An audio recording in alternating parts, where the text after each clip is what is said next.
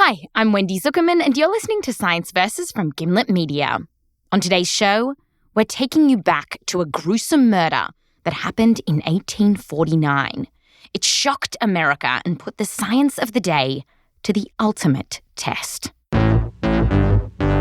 Yeah, Science Versus is going true crime. And if you've got innocent ears around, you might want to skip this episode, because it is indeed gruesome. The abdomen had been opened and the intestines taken out. The cartilages of the ribs had been separated and the lungs, liver, and heart removed. Producer Rose Rimler and I went to Boston to investigate this crime, and we ended up poring over the original documents from the murder. And we're in a library, which is why we have to whisper.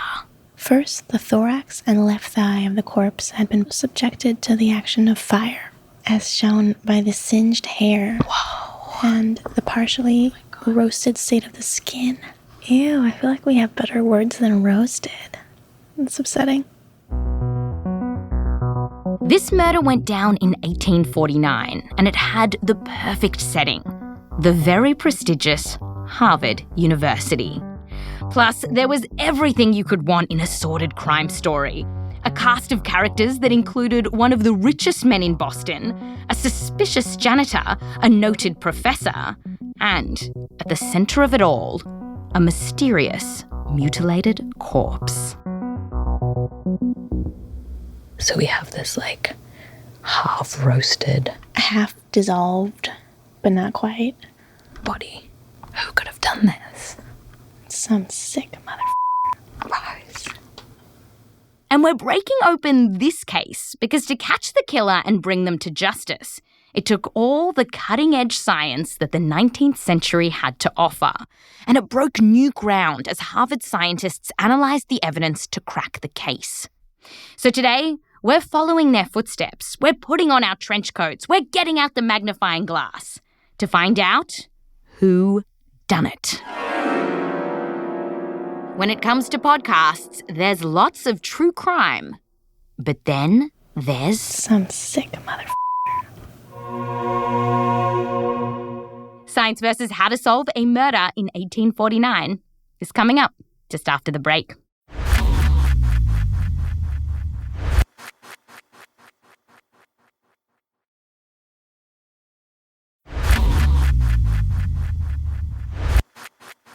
Welcome back. We start our story in Boston on Friday, November 23rd, 1849.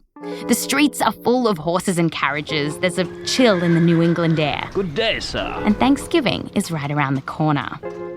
One of Boston's richest men, the central character in this wretched tale, is out collecting rent money. His name is Dr. George Parkman. Bostonians knew him as a really rich landowner in Boston. This is Paul Collins, a professor at Portland State University, and he's written a book called Blood and Ivy about our ghastly story today. And so he told us about this really rich man, George Parkman. He was known as being kind of a miser, and he would actually go around and collect the rents himself on foot because he did not want the expense of a horse. He was known as being really tough with his tenants. Like a classic kind of Mr. Scrooge. Yeah, I mean, there is something very Scrooge-like about him. A money-grubbing Scrooge. Sounds like a guy with a lot of enemies. Huh. And Mr. Parkman was very recognizable. He had a jutting lower jaw. It was very distinct. And he tended to walk around with it up in the air. So, he's almost like the caricature that you would imagine of a somewhat stuffy, snooty, rich guy. And this November Friday, well, it seemed like a regular day for Mr. Parkman. With his jutting jaw, he was out doing his rounds, collecting money. He was later seen at a grocery store and told the man at the counter, "I've got to go to Harvard Medical School. I'll be back in 5 minutes to pick up my things." And he leaves behind a head of lettuce. From here, Mr. Parkman is seen trotting off to the medical school. He's actually seen walking up to the medical school building, which is not an unusual thing. He would often stop by there. But on this day, an unusual thing does happen. Mr. Parkman walks up to the school, and then he's gone. And there's like some scattered seeming sightings of him around the city after that, but they're hard to confirm. Nobody actually speaks to him after he's seen at the medical school. When Mr. Parkman doesn't return home, his family isn't sure what happened. Maybe he'd gone for a wander in the woods. After several days, though, he doesn't return. And they think, well, he had a breakdown in the past and even talked about suicide. Perhaps he jumped off a bridge. Some suspected foul play. Mr. Parkman was carrying a lot of money with him at the time he disappeared. So perhaps he was murdered for the cash.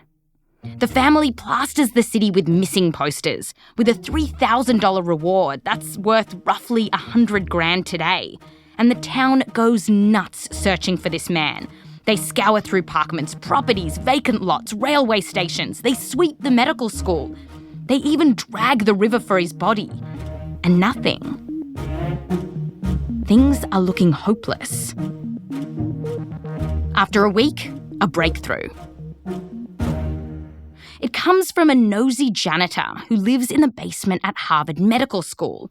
And this janitor seems to know everyone's comings and goings in the building. So he tips off police. He's like, "Oi, you missed something in one of the labs at Harvard."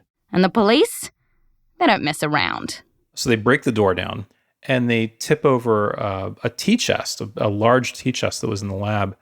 And an entire human thorax basically falls out. The thorax was sort of hollowed out and had like a thigh shoved into it in order to just shove it all into this chest. What? So what whoever did this did was ultimately cut the body up into various bits and then scooped out the innards of the torso and then shoved a thigh in there and put it in a case? Yeah. They just found all these parts that have been kind of pulled apart in a very bizarre manner. Parts of the thigh and thorax had also been soaked in some chemical and then burnt. There was also a furnace in the lab, and when police rake through the ashes, they find the remains of a human skull, a lower jaw, gold fillings, and some artificial teeth. Whoever had access to this lab is now looking very, very suspicious. And indeed, the police learn that there is one man who has a key, a professor of chemistry who had been at Harvard for 25 years. This was his private lab, and his name was John Webster. But he didn't seem like the obvious suspect for a murder. He was a family man, married with 4 daughters. Webster is this sort of strange figure in a way because he seems to be a fairly competent professor. He's made some attempts at inventions that kind of don't go anywhere. He's just not all that great. He's like the rest of us, mediocre. Yeah. So by all accounts, John Webster was a fairly average chemistry professor. But now he was a fairly average chemistry professor with a hollowed-out thorax in a tea chest in his lab.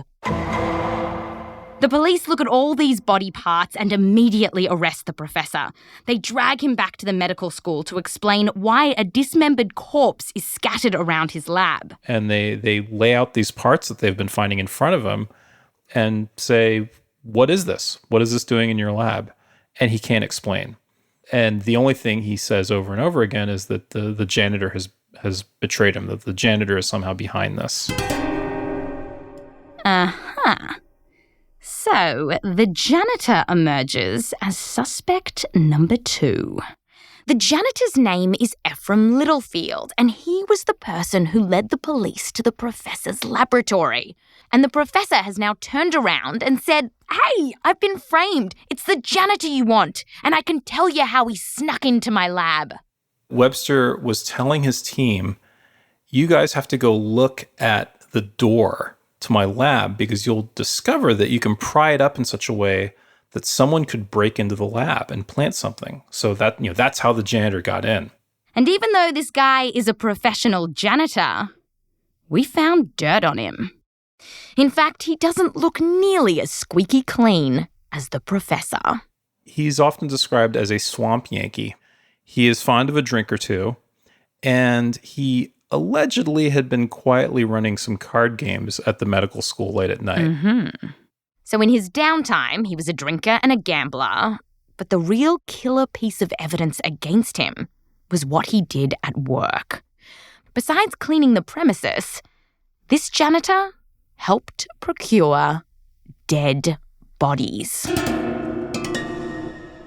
He literally knew where the bodies were buried. At the time, at Harvard, anatomy students were desperate for bodies to dissect, and getting those corpses was a really dirty business. It often meant paying off body snatchers who literally dug corpses out of graveyards. Yeah, this janitor was really kind of the middleman. He's the guy that would get the money from the professors and then go talk with the body snatchers. So clearly the janitor didn't have a big issue with handling corpses for cash. And we know Mr. Parkman had a lot of money on him when he disappeared. Plus, since there was a reward, if the janitor did this dirty deed, he would get paid out twice, when he stole the cash and again when he led the police to the body. With that kind of money, the janitor would have made a killing. So, who's responsible for the chopped up body at Harvard? Was it the professor in the laboratory with the chemicals? Or the corpse-collecting janitor in the basement? Suddenly, there's a twist in the case. And evidence starts piling up against the professor. For one, he has a motive too. The professor owed lots of money to the missing Mr. Parkman, and he was, in fact, flailing in a quicksand of debt. Deeply, disastrously in debt. And in debt to Parkman in particular. He owed him thousands of dollars. He had literally signed away every book, every piece of clothing, right down to the bed linens in his house, just all his property. You see, this professor had a taste for the finer things in life. He had spent all of his inheritance on a stupidly fancy house that cost $40,000, and his salary as a Harvard professor wasn't nearly enough to keep up with his lavish lifestyle. So, the professor was in the red to the Scrooge of Boston to the tune of thousands of dollars. It then emerges that this professor was no mild-mannered nerd. Newspapers report rumours that he had such a quick temper that his nickname while he was a student was Skyrocket Jack. And finally, there's his suspicious job. The professor studies chemistry, but he's not cooking up new life-saving medicines at the medical school. Oh no. He studies what chemicals do to the human body. Chemicals like arsenic. The chunks of the body in the professor's lab and the fact that he owed the dead man lots and lots of money. It looks bad for the professor. Bad enough for the prosecutors to take this case to trial. The professor would be charged with the murder of Mr. George Parkman. But after the break, this case takes a shocking turn when it looks like a murderer might go free. Harvard scientists throw everything they can at the case. But will it be enough? Can science save the day?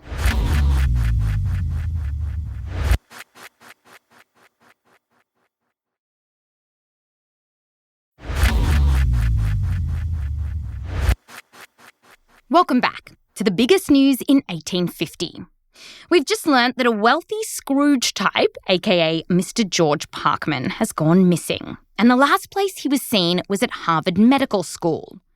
A mutilated corpse has been found in the lab of a chemistry professor who's now on trial for murder.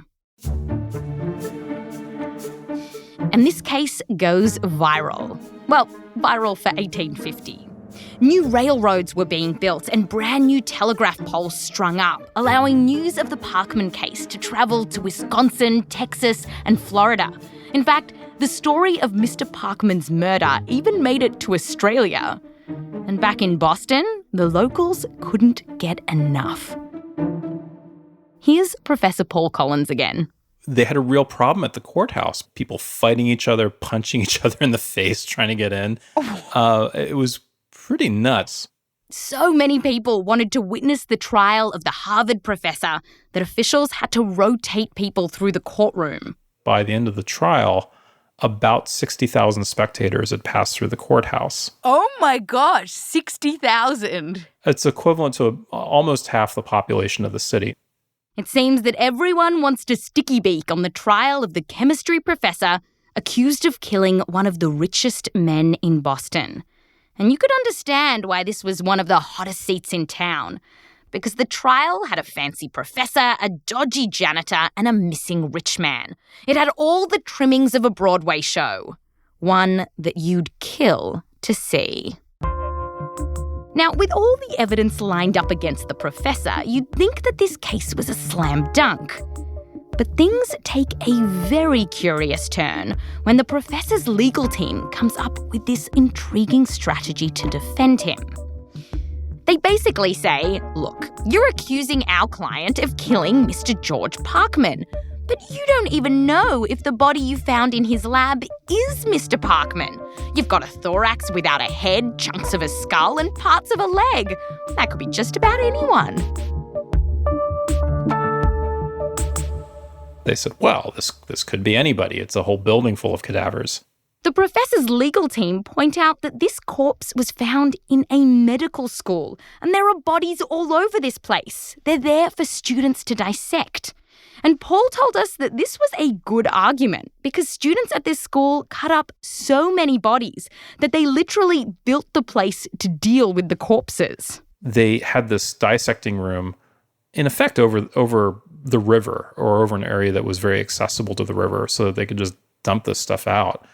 So yeah, I mean, they literally designed the building with cadavers in mind. And there really were odd body parts found around Harvard. Like, leading up to the trial, some hands were found in the river near the medical school, and police think, ha-ha, these are Mr. Parkman's hands. But then a sheepish medical professor comes forward and says, Sorry, your mates, that one's mine. I put it into the river to see how it decomposes. Touché, defense team. But seriously though, in 1850, how would you prove these body parts are Mr. Parkman? At the time, there was, of course, no DNA evidence. In fact, scientists wouldn't even understand what DNA was for another 100 years. And fingerprinting wouldn't be used in the courts for decades. Not that it mattered. They didn't even have this corpse's fingers. So to prove that the body in the professor's lab was in fact Mr. Parkman, the prosecutors turn to some rather bizarre legal strategies. For example, one of the legs found was particularly hairy, and so they tried to identify him that way. That was one of the weirder moments of the trial. So they talked to Parkman's brother-in-law, and they asked him, well, were his legs hairy? And his brother-in-law is a bit embarrassed about being asked about this. He says, well, there was this one time where he pulled up his pant leg for some reason, and yeah, he had kind of hairy legs. But it's amazing to think about that in a trial today because we have DNA evidence, but to imagine that in order to identify someone as a legitimate piece of evidence, they're like, how hairy was his legs? Yeah, the prosecutors are going to need a hair more proof. And so they find some evidence they can really sink their teeth into. Bits of dentures and a jaw were found in the furnace of the professor's lab. And so the prosecution thinks that perhaps we can prove this is Mr. Parkman by his teeth. And they catch a lucky break.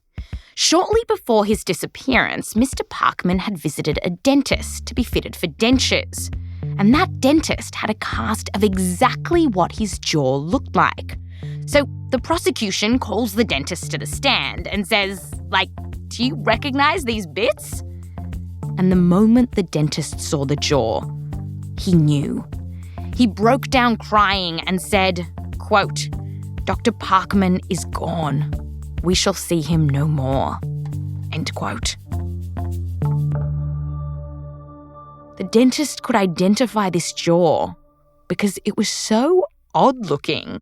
And when producer Rose Rimler and I went to Boston to investigate this case, we actually got to see a cast of Parkman's jaw because it's still kept in the archives at Harvard. This is what we've come for. Oh. We're currently looking at the casts that the dentist made of Mr. Parkman's jaw. And so this became this critical piece of evidence to say that that body in the professor's laboratory, that must have been Mr. Parkman because he had this weird jaw. It is kind of protuberant.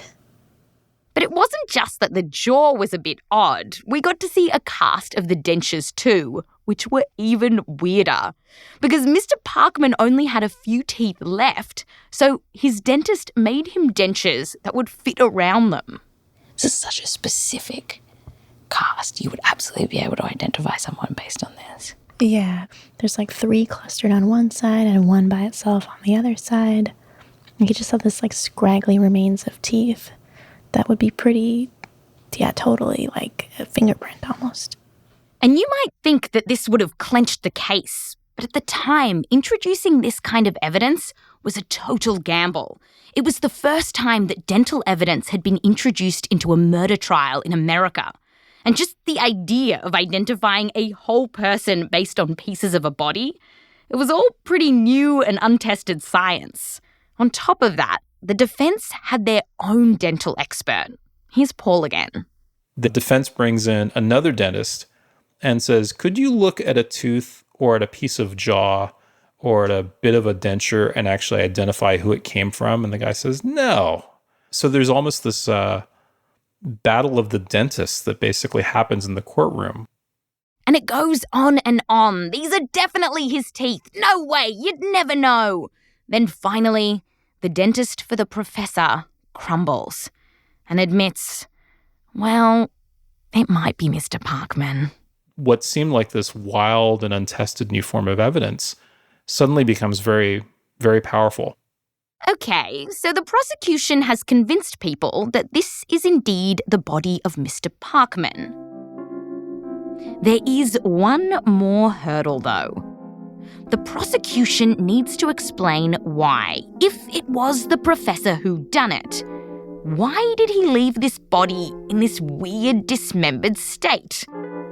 After all, he's a professor in chemistry.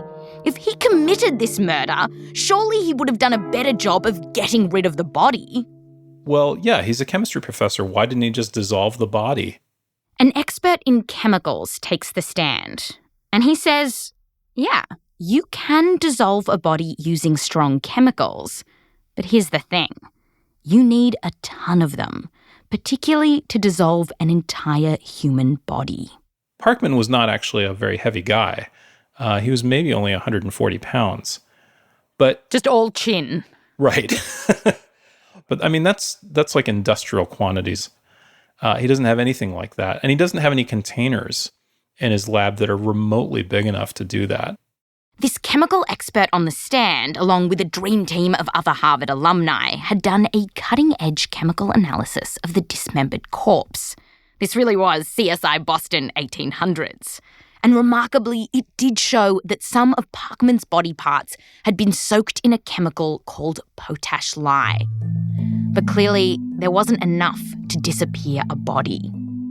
So that would explain why the body hadn't been completely destroyed by chemicals. The professor simply didn't have enough. But parts of the corpse had been roasted by fire, and there was a small furnace in the laboratory. So why weren't the body parts completely burnt to ashes? Another learned doctor takes the stand, one who has a lot of experience getting rid of bodies.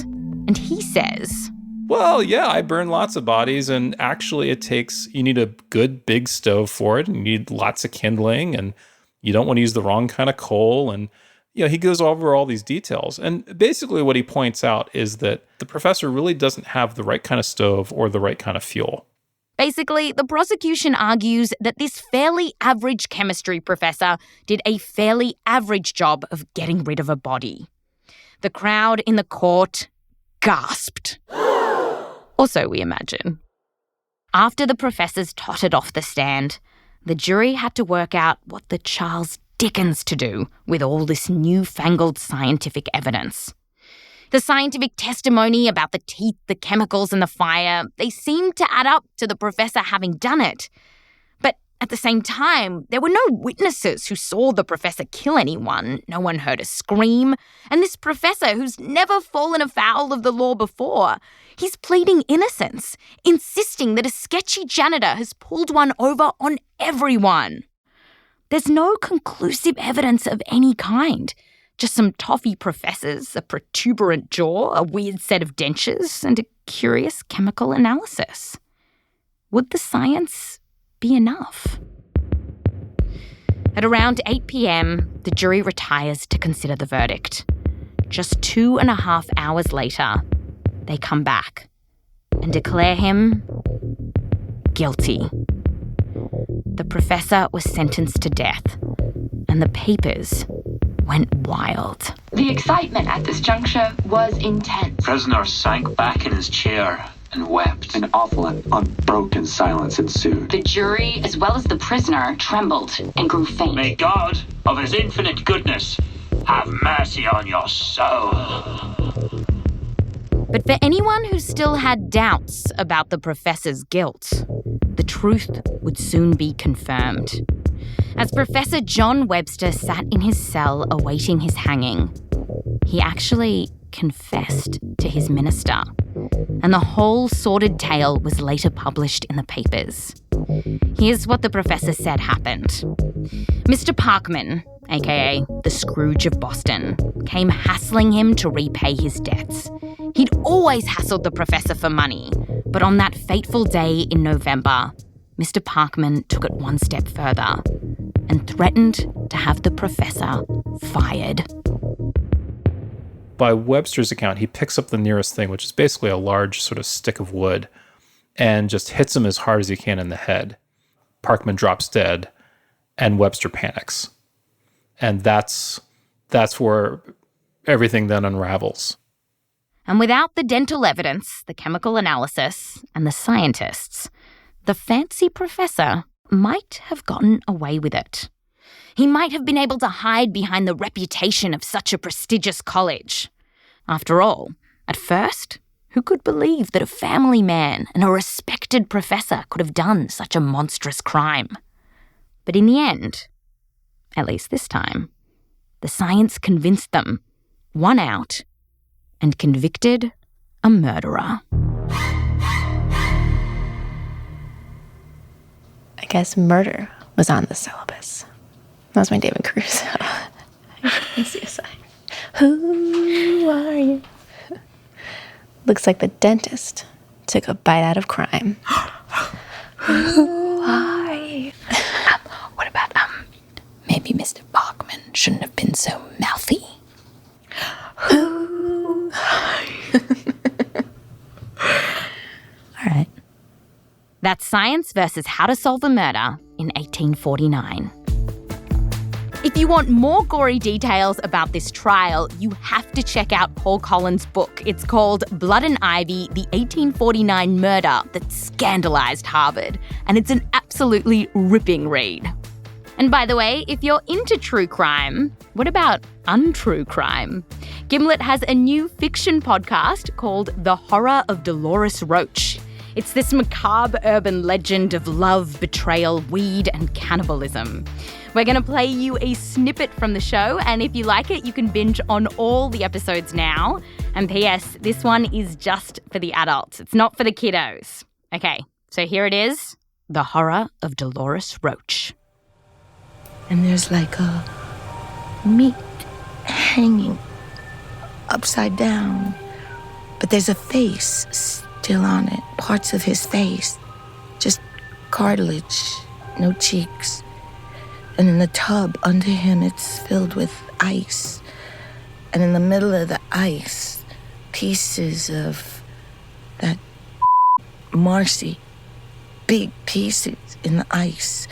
On the little ledge, there's these 2 balls of like clear, maybe silicone. Can't eat fake tits.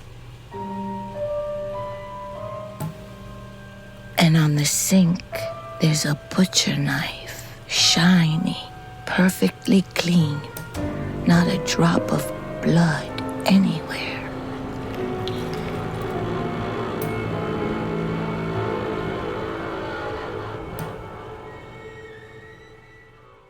That's The Horror of Dolores Roach. You can subscribe wherever you get your podcasts. This episode was produced by Caitlin Sori with help from me, Wendy Zuckerman, along with Rose Rimler, Meryl Horn and Odelia Rubin. We're edited by Blythe Terrell with help from Caitlin Kenny. Fact-checking by Michelle Harris. Mix and sound design by Emma Munger. Music written by Emma Munger and Bobby Lord. A huge thanks to Jessica Murphy and the team at the Harvard University Archives. Plus, thanks to Lars Tremblay, Matthew Nelson, Frank Lopez, Joseph Lavelle Wilson, and the Zuckerman family. Next week, we're tackling dating. Can science save the dating game? The take-home message is take your date to a room full of electrical equipment and say you're going to electrically shock them if you can. I'm Wendy Zuckerman. Back to you next time.